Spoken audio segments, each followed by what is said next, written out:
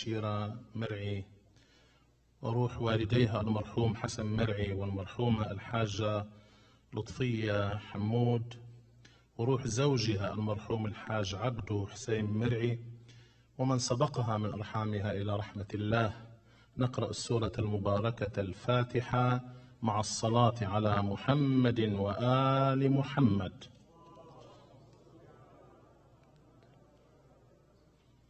بسم الله الرحمن الرحيم.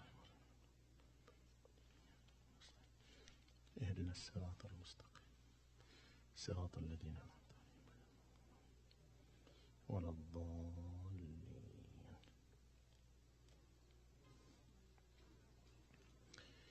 أعوذ بالله من الشيطان الرجيم. بسم الله الرحمن الرحيم.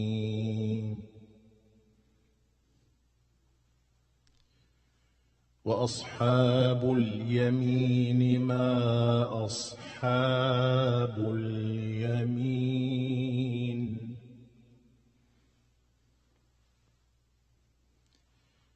في سدر مخضود وطلح منضود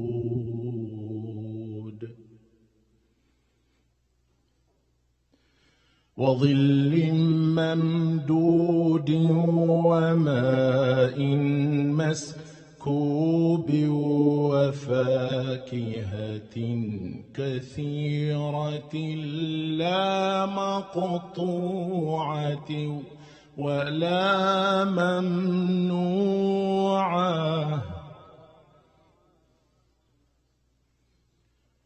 وفرش مرفوعة. إنا أنشأناهن إنشاء فجعلناهن أبكارا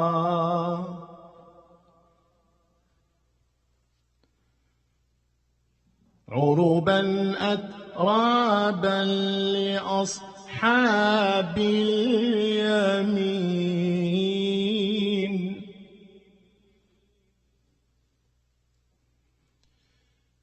ثلة من الأولين وثلة من الآخرين.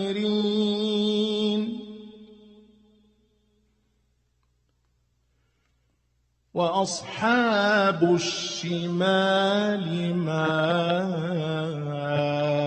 أصحاب الشمال.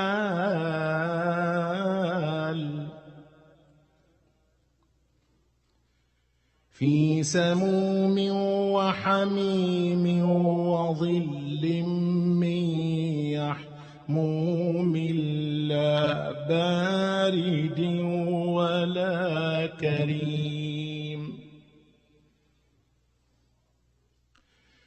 إنهم كانوا قبل ذلك مترفين وكانوا يصرون على الحنث العظيم.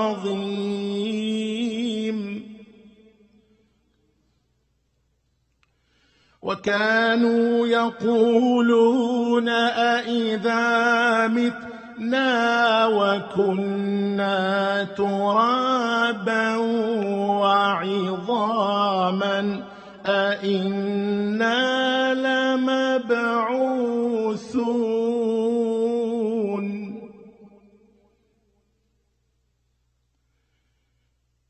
أوآباؤنا الأولون قل إن الأولين والآخرين لمجموعون إلى ميقات يوم معلوم.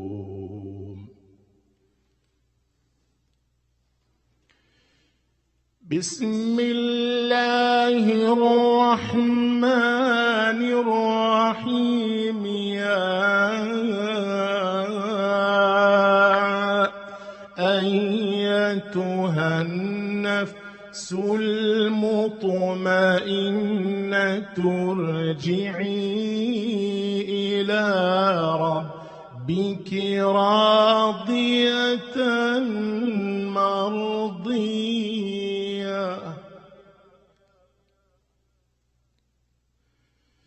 فادخلي في عبادي وادخلي جنتي. صدق الله العلي العظيم. الفاتحة.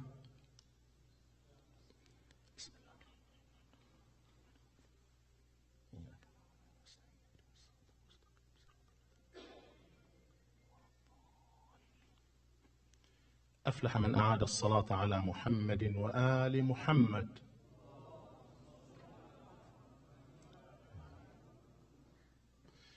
بسم الله الرحمن الرحيم. صلى الله عليك يا رسول الله وعلى أهل بيتك المعصومين. السلام عليك يا مولاي يا أبا عبد الله، يا غريب كربلاء ومسلوب العمامة والردى. السلام عليك وعلى الأرواح التي حلت بفنائك، وأنا خايت برحلك. عليكم مني جميعا سلام الله أبدا ما بقيت وبقي الليل والنهار. رحلوا وما رحلوا أهيل ودادي إلا بحسن تصبري وفؤادي ساروا، ولكن خلفوني بعدهم حزنا أصوب الدمع صوب عهادي، وسرت بقلب المستهام ركابهم يوم تعلو به جبلا وتهبط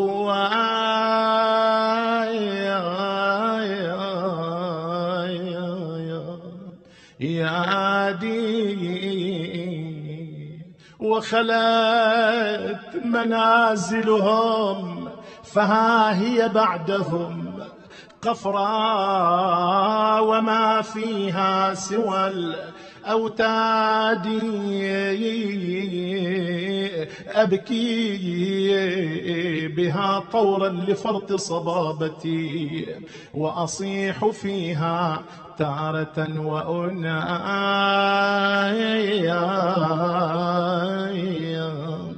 يا دين يا دار يا دار أين مضى ذوك أمالهم بعد الترحل عنك يوم معادي. يا دار قد ذكرتني بديارك القفراء، يا ديار بني النبي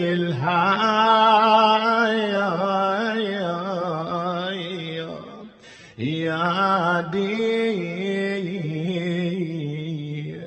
لما سرى عنها ابن بنت محمد بالأهل والأصحاب والأولاد،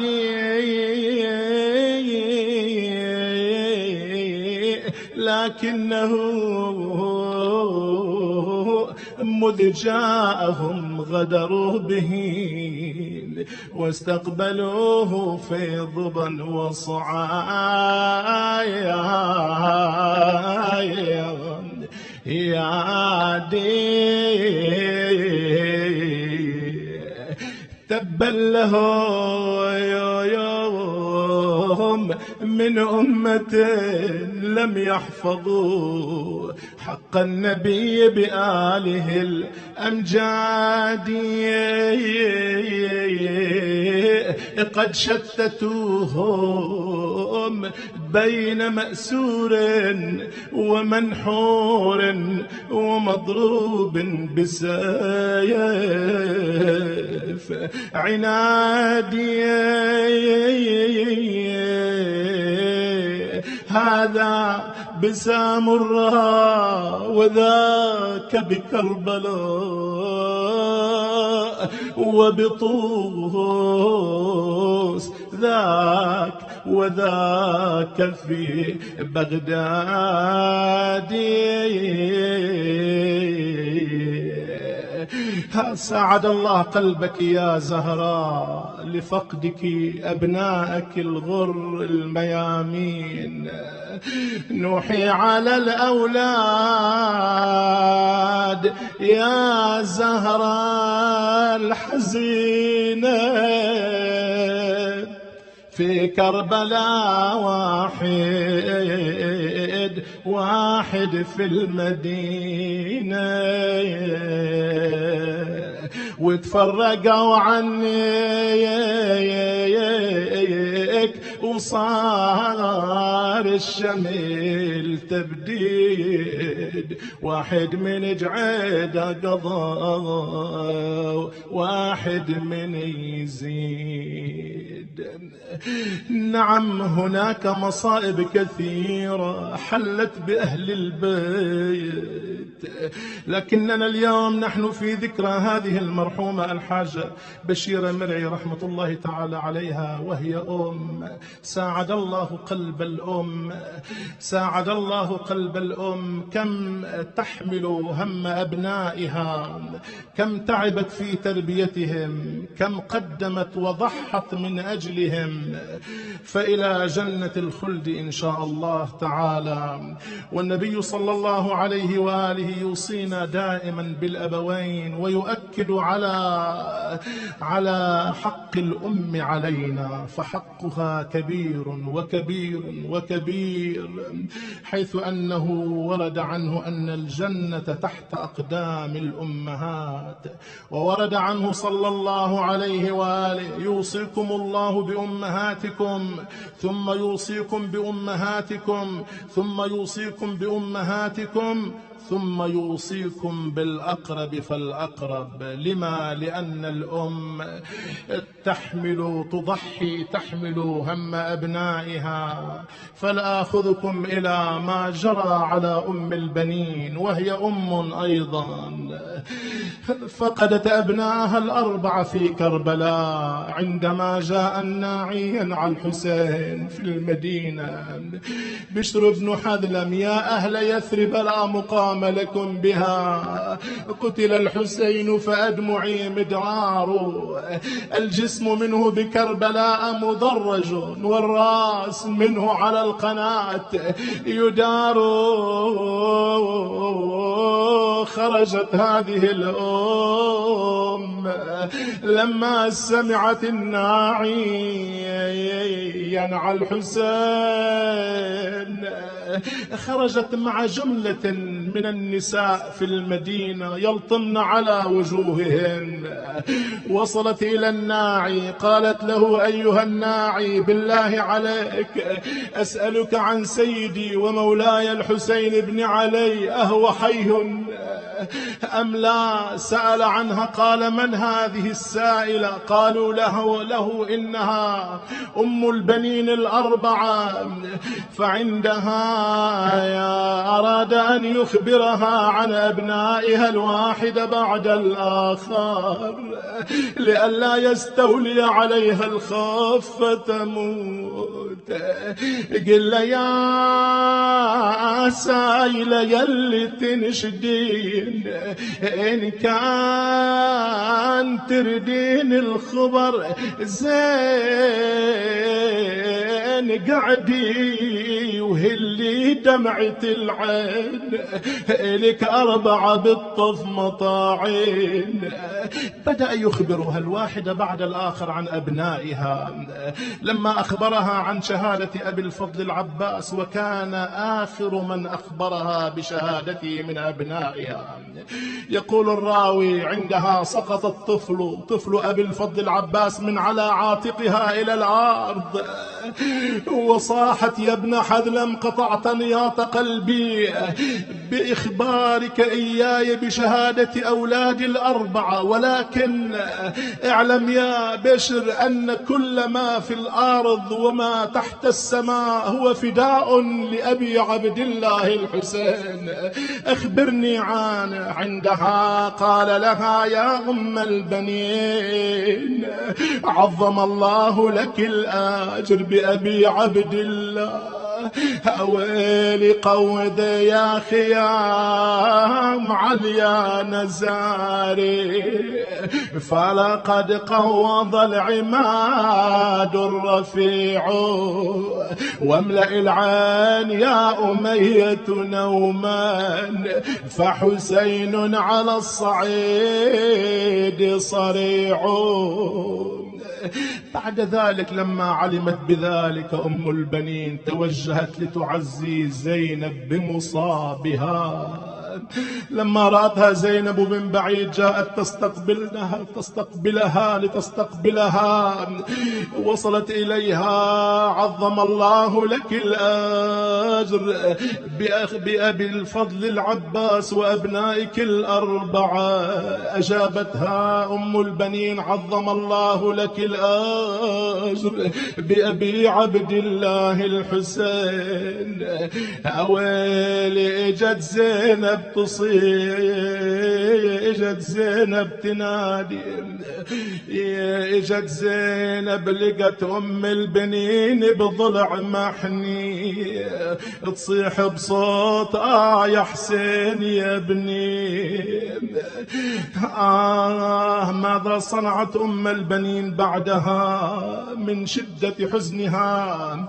كانت تنوح ليلا ونهارا على أبنائها ال4، وكل من يسمعها يبكي لبكائها.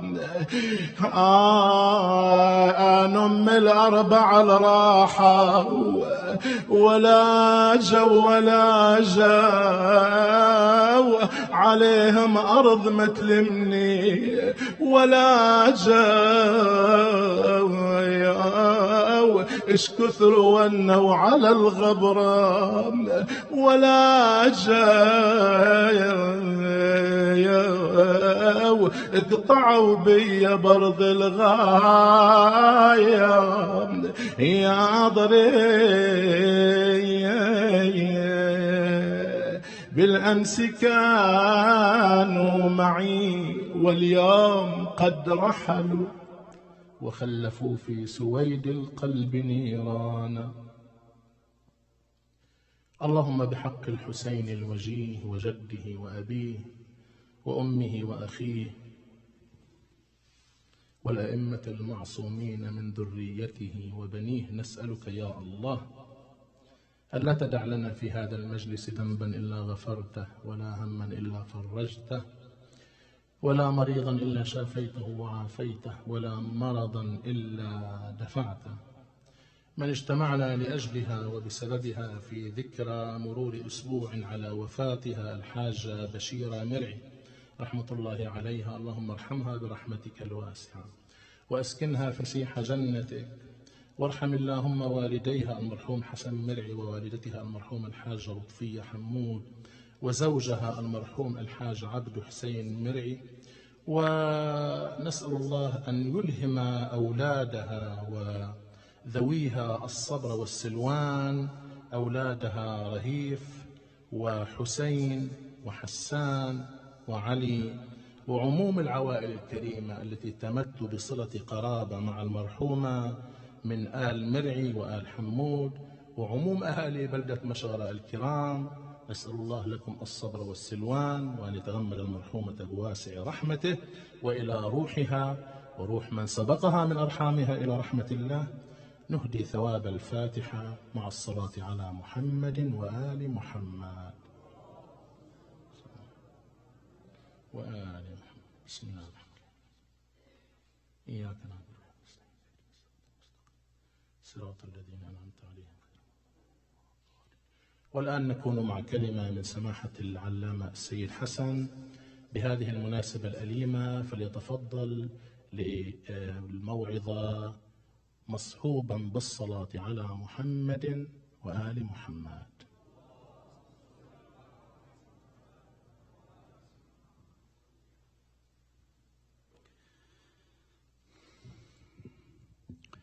بسم الله الرحمن الرحيم. الحمد لله رب العالمين، والصلاة والسلام على أشرف الأنبياء والمرسلين سيدنا ونبينا محمد وعلى أهل بيته الطيبين الطاهرين. الأخ سماحة الشيخ قاسم بيضون، الإخوة الكرام، الأخوات الكريمات، السلام عليكم جميعا ورحمة الله وبركاته. نجتمع في هذه الأمسية لنؤبن سيدة فاضلة وأما كريمة، المرحومة المغفور لها الحاجة بشيرة مرعي، التي وافاها الأجل المحتوم وانتقلت إلى جوار ربها راضية مرضية. بهذه المناسبة الأليمة أتقدم إلى أسرتها الكريمة، وخصوصا إلى أبنائها الكرام، الأخ رهيف، الأخ حسين، الأخ حسان، الأخ علي، إلى أحفادها، وأخص منهم حبيبي وأخي الحاج مرعي مهيب مرعي، وإلى جميع أقربائها وذويها المرعي الحمود وأحزائنا أبناء بلدة مشغرة الطيبة. أتقدم إليكم بخالص العزاء والمواساة، أسأل الله عز وجل أن يتغمد الفقيدة الراحلة بواسع رحمته، وأن يسكنها فسيح جنته مع النبي محمد وآله. وأطلب منكم أن نقرأ الفاتحة عن روحها الطاهرة. بسم الله الرحمن الرحيم. الحمد لله رب العالمين الرحمن الرحيم مالك يوم الدين إياك نعبد وإياك نستعين اهدنا الصراط المستقيم صراط الذين أنعمت عليهم غير المغضوب عليهم ولا الضالين. أعزائي، اسمحوا لي أن يكون حديثي باللغة الإنجليزية، لأن أكثركم أو كلكم تفهمون اللغة الإنجليزية وتجيدونها، وهناك من الشباب والشابات بيننا من لا يجيد اللغة العربية، فاسمحوا لي أن يكون حديثي في الدقائق التالية أن يكون باللغة الإنجليزية بعد الصلاة على محمد وآل محمد. A king had 3 wives. The first one was the youngest one and the most beautiful one, and the one whom he spent most of his time with. Every time he goes to a vacation, he will take this one. Every time he wants to enjoy himself in a private trip, he will take this wife. He would spoil her, he would buy her jewelry, and she was the most favored wife to him. And then he had a second wife whom she respected, but he would not spend time with as much as the first one. But still, he had a good relationship with her. And he would go and visit her and check on her and give her some money. But the third one, which happened to be his first wife actually, was the one that he ignored. And hardly he visited, hardly he checked on her. She was basically completely ignored by him. So doctors told this king that he will die soon. He had some sickness that led to his death. Before dying, he summoned all his 3 wives to his chamber.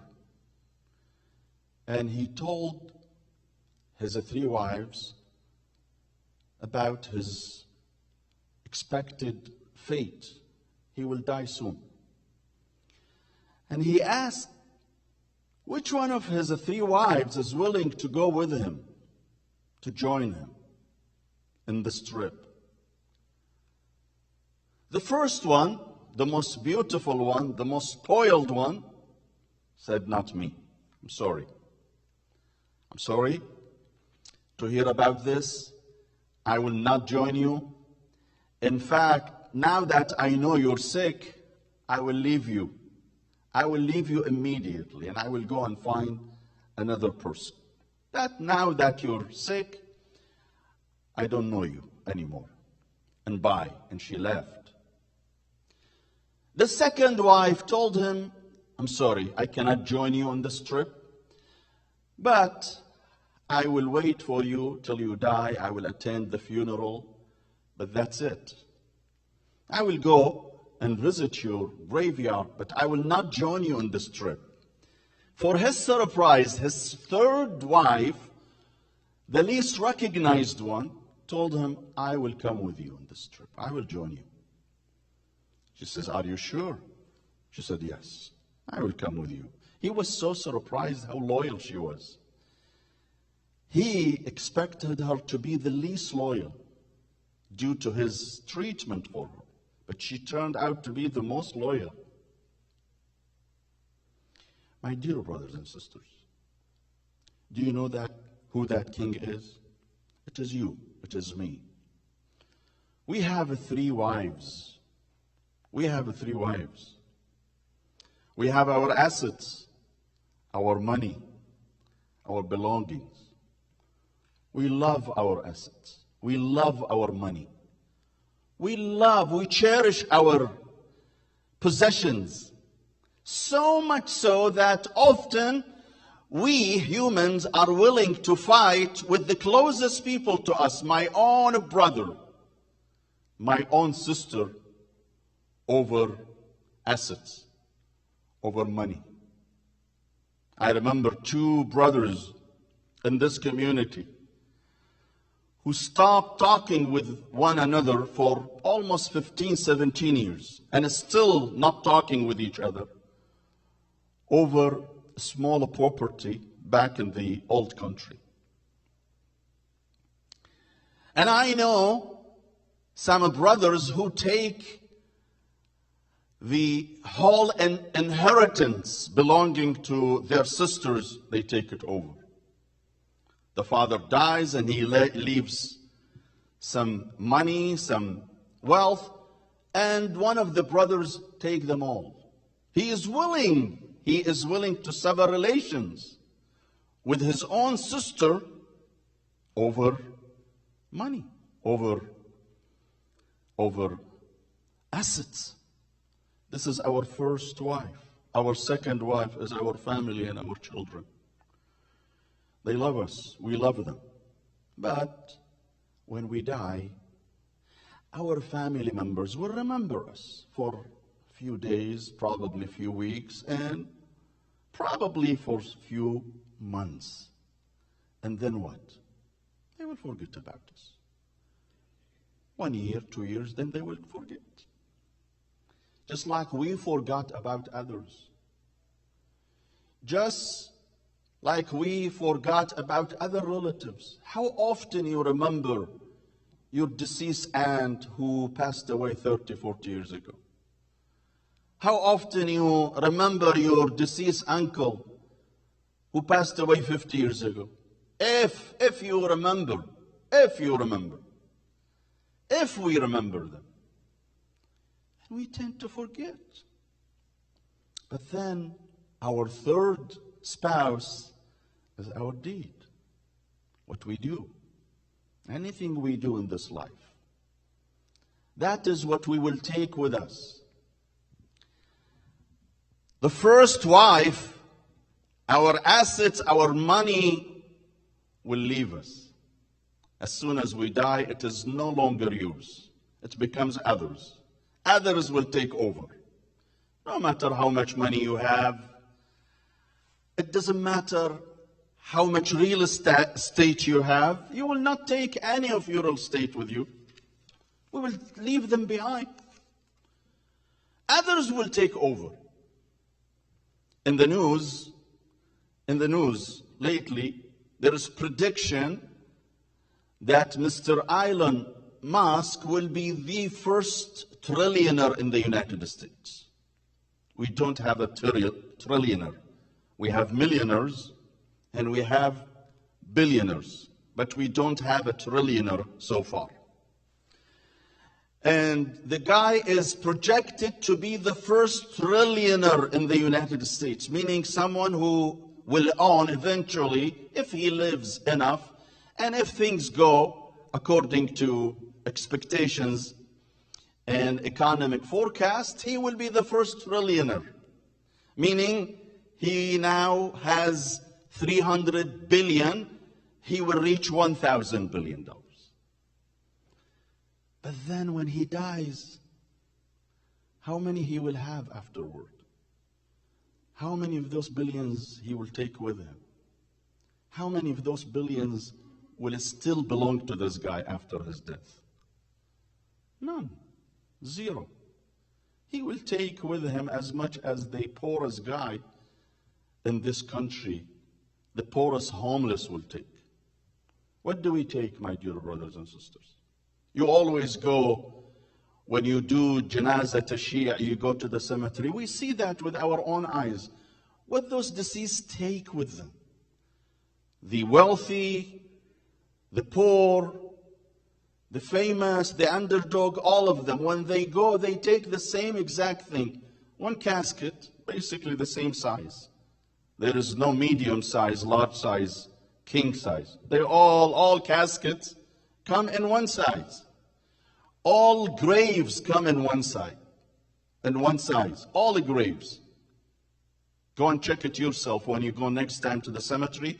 Go and check. All graves are the same size. There is no big grave and a small one.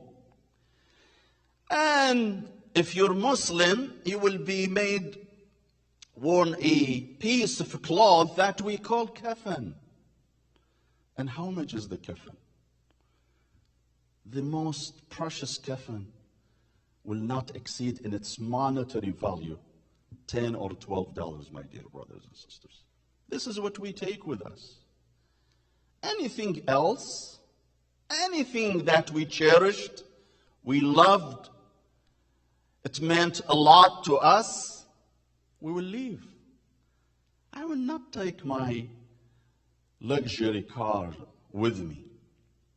I will not take anything with me. In fact, my dear brothers and sisters, in Islam, I know about Islam, I don't know about other religions. In Islam, when they take the deceased to the washing room to wash him, the washer has two responsibilities. One, to make sure he is going to wash him according to Islam. Number two, he makes sure that he strips the deceased away. Strip the deceased completely of his or her clothes and of his accessories. If he is wearing a watch, that watch will be taken away. If he is wearing a necklace, that necklace will be. If he is wearing a ring, that ring will be taken away. He makes sure that the deceased is going to his grave completely naked. completely in all senses. Not wearing no accessory, nothing. This is a reality, my dear brothers and sisters. This is a reality that many of us hardly pay attention to. We allow this dunya, this very short dunya, to deceive us. We are willing to go to wars with others over this dunya, my dear brothers and sisters. One day we will realize how delusional we were. We were fighting over things that are really not worth it. Allah subhanahu wa ta'ala in the Quran says, there is an ayah in the Quran we need to reflect on. Allah says, لِكَيْ لَا تَأْسَوْا عَلَى مَا فَاتَكُمْ وَلَا تَفْرَحُوا بِمَا آتَاكُمْ. Allah says to us, learn one thing. Don't get overjoyed when things come your way, when you become wealthy. And don't get depressed when you are denied things. We humans, when things come our way, when I make money, when I make wealth, when I buy a new luxury car, I get excited. Don't. When I lose money, when I miss the opportunity to make 1 million or 2 million, I get depressed. Don't. Why? The Quran says it's not worth it because the gain in this dunya is nothing. The loss is nothing. This is a temporary life. It's not worth you getting overjoyed or depressed. Let me give you an example. If someone brings you a toy worth $15, will you get overjoyed? Or if you lose a toy that's worth $15, will you get depressed? No, of course no. Kids fight with each other over those toys. They get depressed when they are denied those toys. And they get overjoyed, excited when they get those toys. You laugh at them. You say, look at this child. He is so excited for having a $15 toy. That's all he knows. That's all he understands. He thinks the world is this toy. The world to him is this toy. That's because he doesn't know better. This is us, my dear brothers and sisters, compared to Akhirah. This is us. Jibreel told the Prophet one day, our holy Prophet, Ya Muhammad, عِشْ مَا شِئْتَ فَإِنَّكَ مَيِّتْ. Live as many years as you wish, but keep in mind you are mortal. You will die one day. How many years I wish to live? 80 years? 90 years? 100 years? If you're 100 years, you will be celebrated in the community. Your name will be in the newspaper. If you're 110, you will be in CNN. But let me ask you, what is 110 years? Do you know scientists say the age of this universe we live in, do you know how old this universe is? 14 billion years. 14 billion years. The age of this universe. What is 100 years compared to 14 billion years? It's nothing. It's like a blink of eye.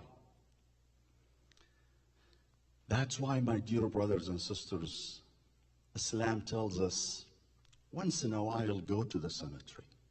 Drop everything and go and visit your deceased. Why? Because visiting the deceased brings me to the reality. Brings me to my senses. Gets me out of this delusional world. This world is very delusional. Trust me.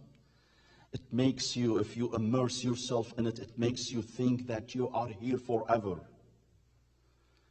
When you go to any funeral or any Fatiha or any Asbuع, you are ready to go there to offer condolences.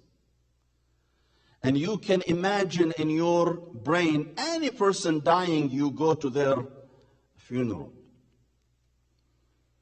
But have you imagined yourself dying one day and people coming to your funeral? Imagine today when you got up to come to this أسبوع. Imagine if it was your أسبوع and your picture was on the paper, in the eulogy paper. It was my أسبوع. My أسبوع? Have you ever thought about that? I bet you most of us have not thought about that. And even if we think it's a passing moment that goes like a bullet, we think about it for a second and then we say, خلاص بقى, إن شاء الله عمرك طويل. We will not, but whether عمري طويل or not, I'm going to die one day. That's a reality. كل نفس ذائقة الموت. الإمام جعفر الصادق says, ما رأيت حقا أشبه بالباطل كالموت. There is no truth that looks like delusion like death. It's a truth. But to many people it looks like delusion. We do believe theoretically one day we will die. But practically we don't believe. We act as if we will live forever. We plan our plans on the notion that I'm here forever. I plan my relations with other people as if I will live forever. You never know. You never know when time comes. It could be in a split of a second. I remember I was in the old country. And one day I took the taxi. You know, in the old country, when you take a taxi, the taxi allows more than one traveler at once.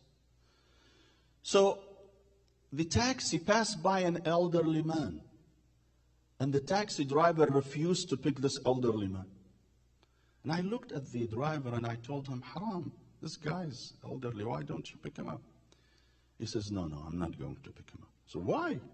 He says, because 2 days ago, 3 days ago, a couple of days ago, I picked an elderly man in the street. And you know, taxi drivers, when someone is riding their car, they rely on their hearing rather than their eyes. Meaning, in order for him to move, he would wait for the door to shut. When he hears the sound of the door shutting, he moves. He says, I heard the man opening the door, but he didn't shut the door. And out of frustration, I looked back to see why it is taking him that long to shut the door. It shouldn't take more than 2 seconds. I saw this guy, the taxi driver is telling me. He says, I saw this elderly man, 1 foot inside, 1 foot outside, and he died. He passed away. Al-Imam Ja'far al-Sadiq alayhi salam was asked one day, why some people when they die while their eyes are closed. And we see some people when they die while their eyes are open. Why is that? Have you ever thought about that? The Imam gives a beautiful answer. He says, those who die while their eyes are closed, they were not given the chance to open their eyes. How long time you need to open your eyes? You need a split of a second, not even a second. We're not given that time. And those who died while their eyes were open, they were not given the chance to die while closing their eyes. How long it takes you to blink? Split of a second. My dear brothers and sisters, the Quran always reminds us why it is recommended we read the Quran and we reflect. Because sometimes we get too busy in this dunya, in our personal and daily life, that we get distracted from the truth. We lose sight. We do not see the path. That's why once in a while it's mustahab to go to the cemetery to see what happened to other people before us. Look, those people were like you. They were like you. They were citizens like us. They had so many dreams and plans. They ate like us. They dined like us. They traveled like us. They had many plans just like you and I have. But what happened to them? They're gone. If you don't believe, come and see it with your own eyes. I could be next. You could be next. Have I ever asked myself if I have prepared myself for this day? I know people who prepare themselves for weddings, for funerals of others, for traveling next year in summer of 2020. I have a plan to travel, to go for vacation. I have a plan in 5 years to go to this country. I asked someone, when are you going to Hajj? He said, in 5 years, inshallah. So people plan for everything, small or large. But one thing they never plan for. Do they plan for their death? Do I plan for the day I die? Do I think about it? Then what if I die? Am I ready for that? Am I ready for it? When I say I'm ready for it, have I done enough? When I die and the angels come my way, I have legitimate answers to give. When they ask me, why did not you pray? I can give you 1,000 answers right now. If you ask me, why don't you pray? I can tell you I was exhausted, I was tired, I was. But trust me, none of those answers would work after death. If I say to them, I was exhausted, I was tired. You were tired. Huh? How come when it was your birthday, you woke up early that day, getting ready to prepare the house for your birthday? I can't lie to Allah subhanahu wa ta'ala. I need to think about it right now. Allah subhanahu wa ta'ala in the Quran says, Ya ayyuhan nas, اتقوا الله ولتنظر نفس ما قدمت لغد. Fear your Lord, and each one of us should see what he or she has prepared for tomorrow. Tomorrow. What does the Quran mean tomorrow? Tomorrow, Monday? November 1st? No. Tomorrow is when we leave this dunya. Anything happening in the future is tomorrow. No matter how far. Anything that's happening in the future, it is not too far. Since it's going to happen, it's not going to be too far. It will happen eventually. And therefore the Quran calls it tomorrow, coming your way. الحاجة بشيرة مرعي, Allah yarhamha. Unfortunately, I never had the chance to meet her in person or get to know her. But I had the chance and the blessing to know her fruit, her children, and her grandchildren. What beautiful, wonderful grandchildren she raised. And children as well. Alhamdulillah. This is our main asset, my dear brothers and sisters. Trust me. Our best asset is not to leave money behind or property. Our best legacy, our best inheritance is to leave good kids who would encourage people to shower me with rahmah when my name is mentioned. You see, every time a good person is mentioned, yarham bayyak. We say yarham bayyak, yarham ummak. We pray for their parents. When you do good, you do it for yourself and for your family. And when I do bad, it reflects on me and on my family as well, on my parents as well. That's why Islam says make sure you raise good kids. Because whatever they do, it will reflect on you. If they do good, it will reflect on you. People will compliment you. And when they do bad, people will blame you, even if it's unfair. But people would do that. They blame us when my child goes wild. They will say it is his father's, his mother's fault, even though it might not be my fault. But that's how people judge us, my dear brothers and sisters. Let's leave a good legacy behind us. Let's raise good kids. And I always say, raising good kids does not come free. It comes through hard work. And if I don't raise good kids and I raise good company, good money, I have not raised anything. I have not gained anything. Jesus alayhi salam has a beautiful saying.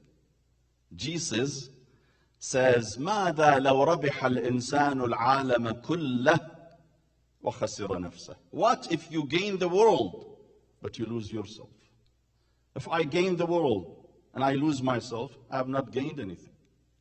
If I gain the whole wealth of this dunya and I don't know how to raise good kids, I have lost myself.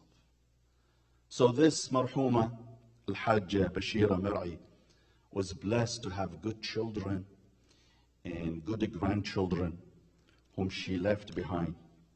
And I hope, inshallah, that will be the weight that will be put in her scale on the day of judgment. Allah yaj'ala fi mizan hasanata, inshallah.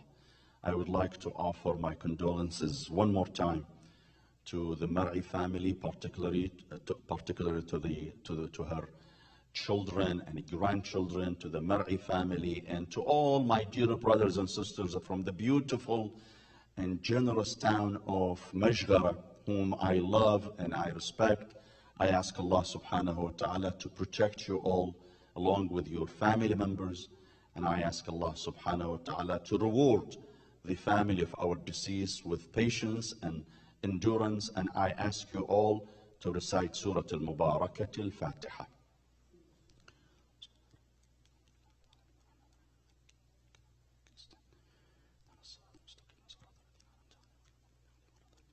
Hajj Muhib, anyone speaking? You're speaking? Okay. Wassalamu alaikum wa rahmatullahi wa barakatuh.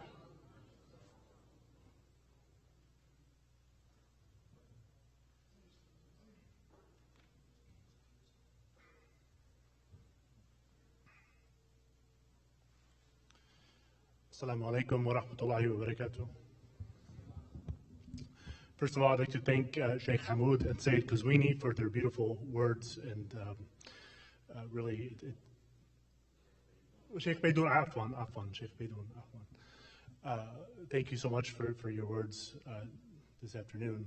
And thank you all for coming to commemorate the life and legacy of my grandmother, Hajji Bashira Murray. I'm so honored to have all of you, and on behalf of myself and the entire family, we're blessed to have you here with us today, and we very much appreciate and thank you for that. And if you allow me a few moments just to share some thoughts about my grandmother, I'd be honored again to be able to do that for you. On my right hand, I have a scar on the palm of my right hand. It's about an inch long. I got that scar when I was 8 years old. It was a sunny day, and if my math's right, it was about 1983. It's a sunny, hot day. And my mother had to take my brother Rahif, who would have been 1 or 2 years old at the time, for some errands and shopping and all that. So she left me with my grandmother, who lived 2 houses down from us. And I always loved spending the time with my grandmother and being there and playing at her house and all that. She had a nice big yard, and it was fun to be there. And she would always have something good to eat, and something nice to say, and candy and all of those good things that we would have. So I'm happy to be there, and I'm there. And I want to go out and play. So I tell my grandmother, I'm going to go outside and play. And she says, okay, Habibi, be careful. Go enjoy yourself. But what I don't tell my grandmother is that I'm going back to my house to play with this pocket knife that I found. It's about 2 inches long, silver pocket knife, one of those ones you would put on like a keychain. I don't know where I found it. I found it somewhere, just looking somewhere I probably shouldn't have been. Found this pocket knife, and I'm going to go play with it because I'm an 8-year-old boy and I have a shiny pocket knife, and it's pretty irresistible. So I get the pocket knife out, and I'm somewhere at my house, and I'm playing with it, and it's kind of hard to open. But I finally force it open, and it slips, and it cuts my hand. So there's this initial flash of pain. You know, I'm 8 years old, and you know, to me, that's it's pretty painful. I was never a crier as a kid for pain, but it was enough to stun me. And I'm looking at my hand, and for that split second, I see the cut, but there's no blood. Then it starts to bleed, and now as an 8-year-old, I'm starting to panic a little bit. My heart's beating a little faster. The blood starts coming out of my hand more and more and more, and it's dripping down my arm. Then I'm like, uh-oh, I'm going to be in trouble. And now my heart's beating even faster. Because I'm like, my grandmother's going to yell at me. She's going to, you know, she's going to be so mad at me for doing this. So now it's really coming down. And I'm like, well, I really need help. So I run all the way down to my grandmother's house. And again, it's a hot, sunny day. And I'm sweating by the time I get there. And now I've got blood dripping all down my arm, dripping off. I run up through the door for her garage. I just open the door. I'm like, tata, tata, I need help. But again, I'm not crying or anything. She looks at me with this look of like, she's not showing any fear or any panic. She says, okay, Habibi. She reaches out, she grabs my hand, takes me, puts me on a stool at the end of her counter in her kitchen. I remember this like it was yesterday. And when she grabs my hand, it's firm and steady, but not in a way that hurts or causes any pain, in a way that, I've got you, I'm going to take care of you, in the way only a mother or a grandmother can do. And she takes me and she sits me there, and as soon as she takes my hand, I know everything's going to be all right. I mean, there's blood running everywhere, but I know everything's going to be all right. And, I didn't appreciate it at the time, being 8 years old, but my grandmother, for those of you who don't know, and a lot of you probably do know, is one of 21 siblings. And I believe she's one of the oldest girls, if not the oldest girl, out of the 21 siblings. And she had 4 boys who I'm sure were a handful growing up. I know were a handful growing up, as young children and teenagers. So she had seen things and knew how to take care of things. And she was a steady, firm presence all the time. So even though I'm bleeding all over the place and everything like that, she looks at my hand, kind of assesses the situation. Then she goes, I remember she gets this like white jar, and she puts water in it, and then she puts my hand in the water. The water is exactly the right temperature because she's my grandmother and she knows exactly what temperature that should be. So it's not too cold, it's not too hot, so it doesn't hurt. Then she's cleaning out the wound. She's taking care of it. She's cleaning it very carefully, putting stuff on it to make it stop bleeding. I'm not sure whatever magic she's working on it. She's doing it, and she patches it up. And then she kisses. After it's all patched up, she kisses it, and it was like nothing ever happened. What could have been a pretty bad day or scary for an 8-year-old turned out to be a pretty good day. I was with my grandmother, feeling the love that only a mother or grandmother can give. And she made me feel like $1 million, even though I had this injury. And after she finishes all that up, of course, being my grandmother, she's always got something cooking. And I remember she gets out this plate of spoof and milk and whatever, and then we're just talking, and it's like nothing ever happened, and I'm smiling and laughing, and she's joking with me and singing me songs and all that stuff. And I always remember that day. And I had this cut on my hand, which turned into a scar. And I've learned lessons from that scar that's on my hand.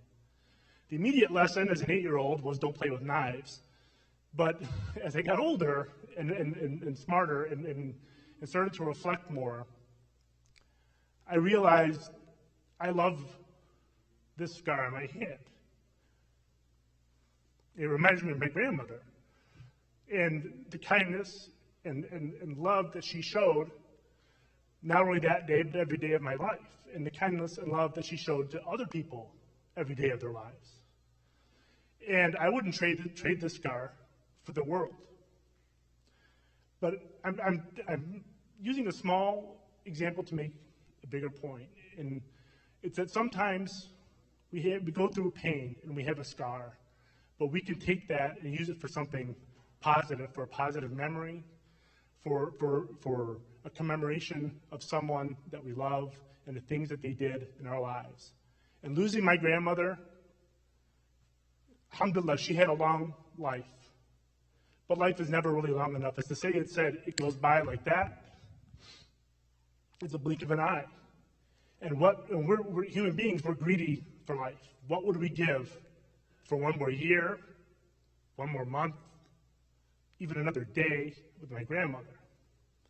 So losing my grandmother, who was a rock, who was a steady hand in my family and took care of 4 generations of our family and countless others, cousins, friends, whoever, how many people did she care for throughout her life? That loss leaves a scar. And we will have that scar, but what we choose to do with it is up to us. We'll look at that scar and we'll remember my grandmother. And we'll know why that scar was there, because we lost her. But we shouldn't focus on the pain or the loss or her absence. We should focus on, what did she bring to our lives? What good did she give us? What way did she make us smile, or cook a great meal for us, or take care of us, or help us, or do us a favor, or whatever it was? Let's reflect on that and use this occasion of a commemoration to heal, to see, look around and see everybody that is brought together today and last week at her funeral and the visitation, and the family and legacy that she created and that she helped to foster, and the beautiful sons, grandchildren, great-grandchildren. I believe, if I counted it up correctly, it's 14 grandchildren, 14 great-grandchildren, and she took care of every one of them. And we were blessed to have my grandmother, and I want to just say I thank you all for being here, and please use her memory and your remembrance of her life, and let's celebrate it. It was a long life. Alhamdulillah, we were very fortunate to have her for as long as we did. But use that memory to have a positive thought about her, and to look around and love the people who are near you and the people who you love. And remember that, as the Sayyid said, we're all here for a short time. Let's use this scar that we have from losing my grandmother as a positive force in our life to the extent we can. And just remember and love each other. And thank you all for coming. God bless you all. And just God bless my grandmother, and please read the Fatiha for her.